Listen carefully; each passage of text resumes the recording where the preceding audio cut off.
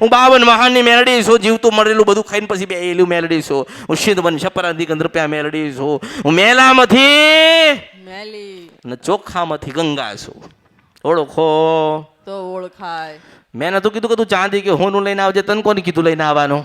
ના માં તમે નથી કીધું, અમે અમારા મેં નથી માગ્યું. મારો ભાવ તો એવો છે કે તારી ખોડિયાર રાજી થાય ને તારો દીકરો તને માં કે તને ગળે લગાવ અને સુખ દુઃખ ની માન દીકરો વાતો કર.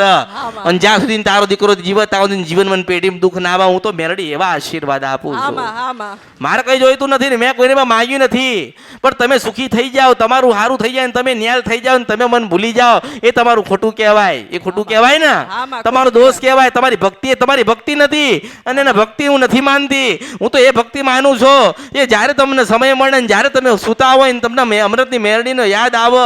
અરે દિવસ હોય કે ગમે તે વાર હોય, તમને લાગે કે મારા મેલડીને મળવા જવું છું ને તમે ના મળવા આવો ને તો તમારા અવતારમાં ખોટ પડ્યો કેવા હું મેલડી છું.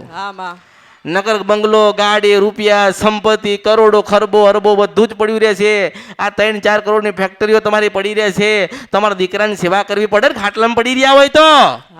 બધું હતું તોય તમે દુખી હતા અને સુખી કરવા અમૃતની જોગમાયા મેલડી આવી હતી. મને અમૃત કહેતો હોય ઘણી વખતે મને કહે છે કે તમે દરેકના આશીર્વાદ આપો છો, કોકને તો કંઈક આપો એવું જેથી કરીને તમને ભૂલે નહીં. મેં કીધું ના, આ બધા મારા ને હું એમની છું.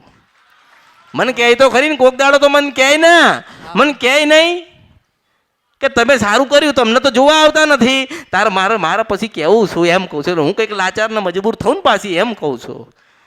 પેલા આયા દુઃખી થઈને માતાજી અમારા જીવનમાં મારા ઘરમાં દુઃખ છે, સેવા તરીકે સેવા કર પટેલ, સેવા તરીકે સેવા કર, ભક્તિ કર કે સેવા કરી. 3 વર્ષ તમે સેવા કરી એ તમે મને કીધું કે મેં 3 વર્ષ મેં સેવા કરી. હાર 27 વર્ષનો દીકરો ઉભો કરીને આપ્યો છે. મેં મેલડી છો, હું સિદ્ધ વન છપરા નદી ગંધર્પ્યા મેલડી છો.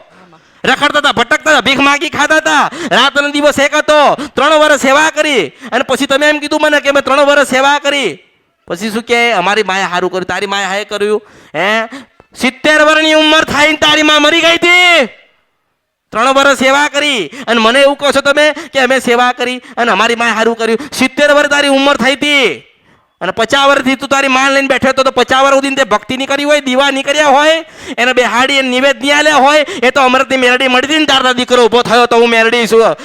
મેં કોઈને કીધું જ નથી કે તમારે સેવા કરવાની. હું તો તમને એમ કહું છું કે તમે ભક્તિ જ કરવા આવ્યા છો, કોઈ સેવા કરવા આવ્યા જ નથી. સેવા માર કોઈની જોઈતી જ નથી. હું ભલીને મારા ભક્તો ભલા.